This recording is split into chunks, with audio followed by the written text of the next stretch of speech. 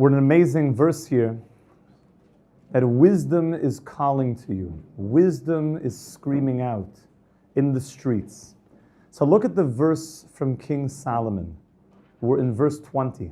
Chochmos b'chutz taroinu. Wisdom is ringing out in the streets. It's interesting, wisdom is in the plural. V'arachovos titein koila. It gives forth its voice in the squares. Says the Vilna Gaon. In contrast to everybody that we saw earlier, the robbers and the men of ill repute, and they're attempting to pull a person into their evil ways through different deceptive means. In contrast to those people that do things quietly behind closed doors, wisdom is loud, clear, open, on the streets. It's not in secret societies. Wisdom is available. And here the Torah is saying, are you listening to the message? Are you listening? God is calling. Are you hearing the messages? It's everywhere you look. It's on the streets. It's speaking out to you. The Al-Shech explains that why is Chochmos in the plural?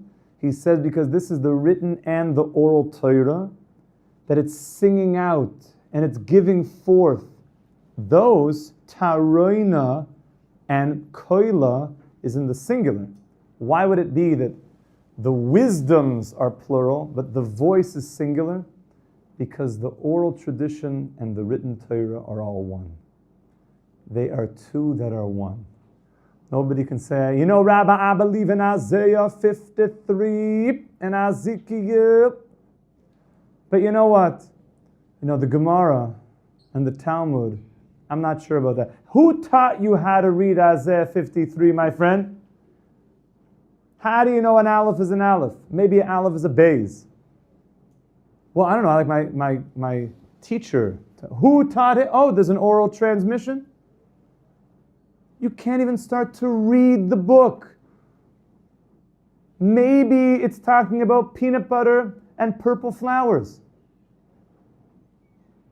How do you read those words? It doesn't tell you how to read it. It's from an oral transmission. So the Al-Shech is saying, even though that Chochmos is plural, it galvanizes into one. It's all one.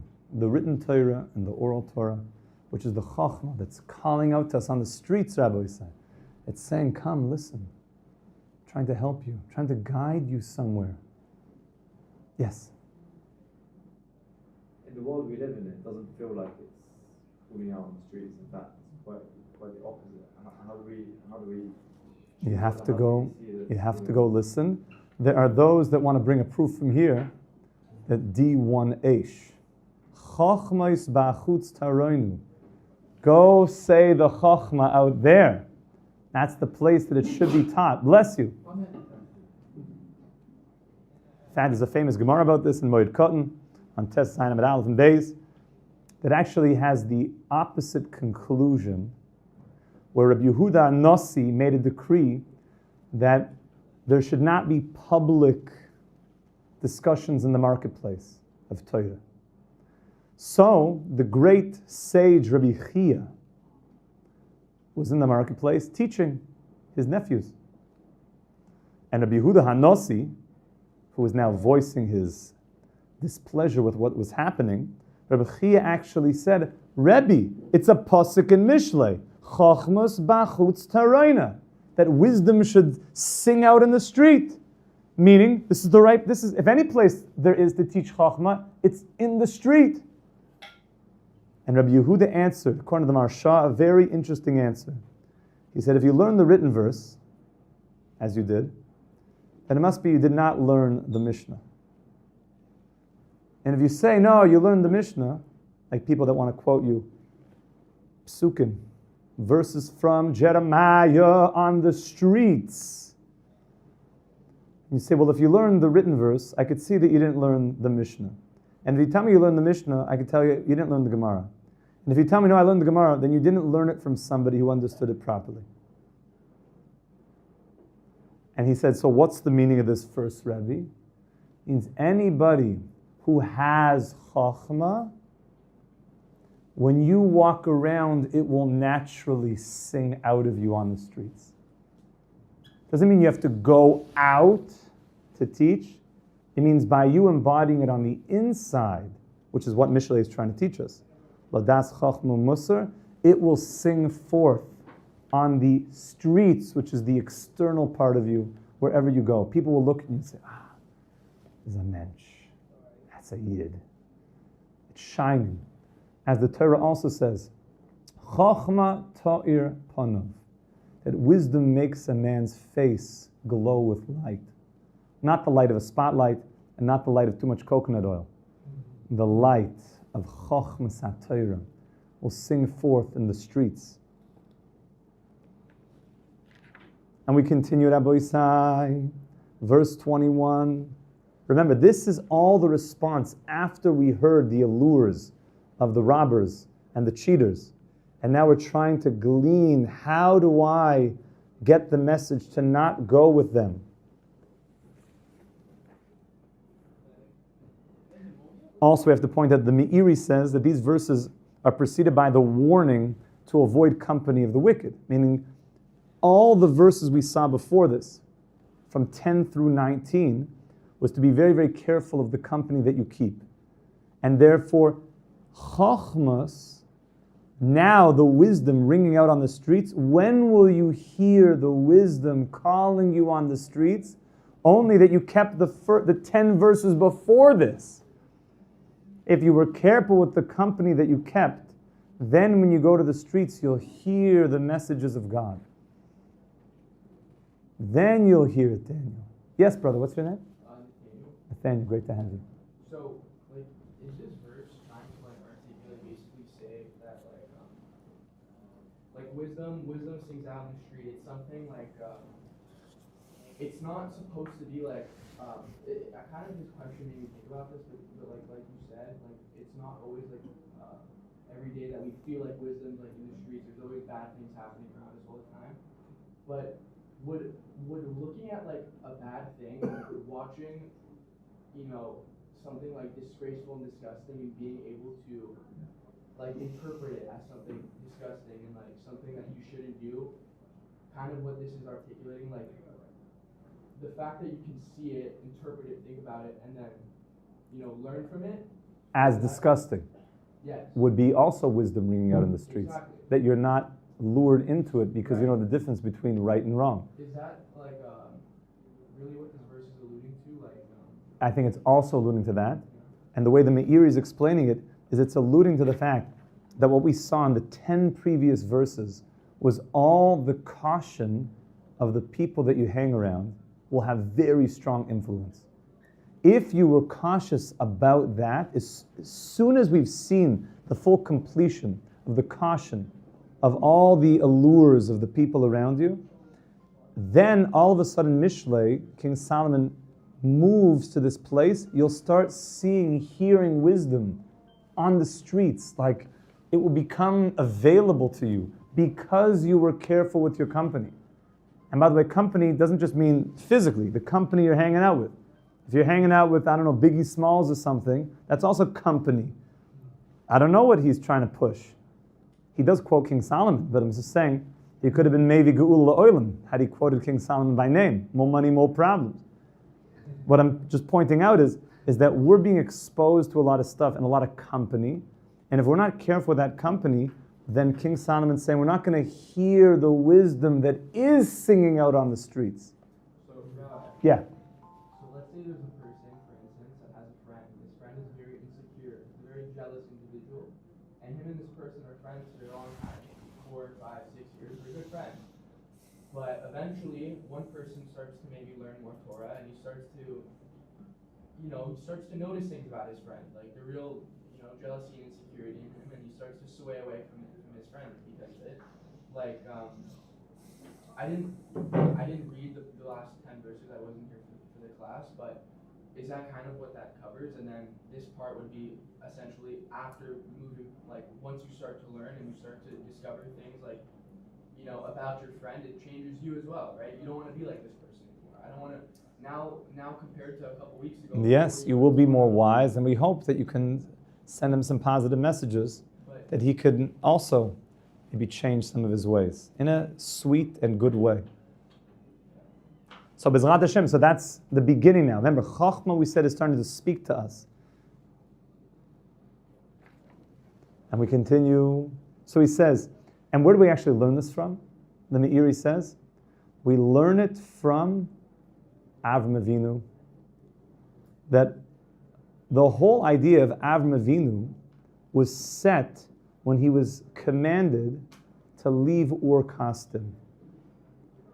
The Lech Lecha journey of Avram Avinu was that he was completely surrounded by idol worship, and he was told, Lech Lecha. Lech Lecha me'artzecha me'laddecha me'beis avicha. Go from your country, from your community influence, even from your father's home. Ela aretz asher areka, to the land that I will show you. Why didn't he just say you're going to Eretz Yisrael? Because Eretz Yisrael is an infinite land. It's a land that I will continue to show you deeper and deeper and deeper and deeper forever. I can't tell you what it is. It's so infinite and beyond. Ela aretz asher areka, mamish. And he's going to go on that journey and leave the bad influence, and look what he becomes. Avram Avinu. And we mentioned this yesterday. The King David himself follows this pattern by beginning the entire book of Psalms with Ashrei Ish, Asher lo yeholach b'atzos r'shoyim. Praiseworthy is the one that stops going in the counsel of the wicked. And then the next verse, he starts to learn Torah. King David could have started in the first verse of Tehillim with Torah. King David has no shortage of verses on Torah. In fact, the entire, what's the longest of the Tehillim? 119. Whenever people are dividing up Tehillim, and they have like a list, like be careful if you choose 119. You're like, oh, what? Okay, I'll do 119. Yeah, no, it's the only one that's left. No problem. And he looks, he's like, this is like 50 of them put together. Right. Yeah, because it goes through all the 22 letters of the Hebrew alphabet, and basically has a song about Torah on every single one. It's all about Torah. And it's fascinating. It also ends day 6. It ends day 6. That Tehillim is also divided to the 7 days of the week. It's the last part of day 6 going into Shabbos. Rav Scheinberger, Shlita, one of the Ziknei Yerushalayim, one of the, they call Nikiyei Das of Yerushalayim, those that still have pure Das in Yerushalayim. He lives here in the Old City. I know people,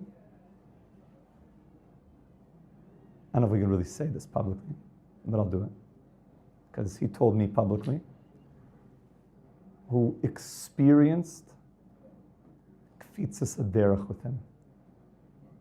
And that they traveled to different destinations. They were in Yerushalayim, and then all of a sudden they were by Rebbe Meir Baal HaNes in Tiberia. He didn't tell me what shemus were being used, but that he has the powers. By Rabbi Shimeyer's recent chasana, so he had one of the brachas under the chuppah. Everybody knows that if Scheinberger is mamish, one of the biggest, he davens by the kaisel, and he always begins tefillah, Erev Shabbos, by saying Kpitel Kuf Yud Tes, 119, and he says it like super fast. You just watch him saying it, and his face starts changing. And once he says Boi Kala, you look at his face, and it's totally different. Chachmas Adam Ta'ir Panav. The wisdom of the man is shining. He's in the know. We sometimes take some of the guys there.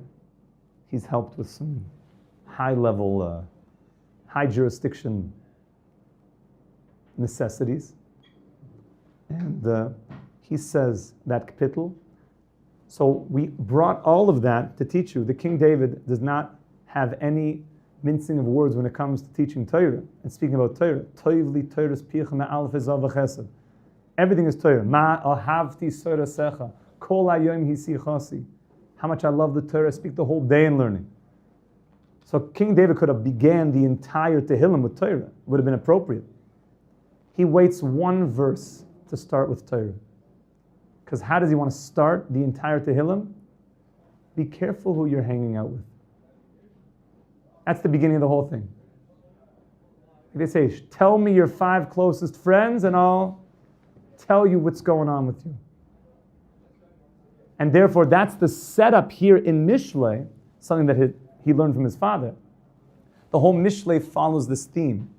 When are you going to hear, Daniel, the Chochmah that's singing out in the streets? Because the last 10 verses, King Solomon went into the technology of being very aware of what the allures of the company are, and be very careful of that. Once you've done that, then you will hear Chochmas Bachutz Taroina, Barachayvos Titen Koila, that wisdom will sing in the street and it will give forth its voice in the marketplaces. We should be Zoicha Mamish to hear the song of Chochmah everywhere we go. Amen ve'amen. Amen. Have a wonderful day, Rabbi Isai. Kol Tuv.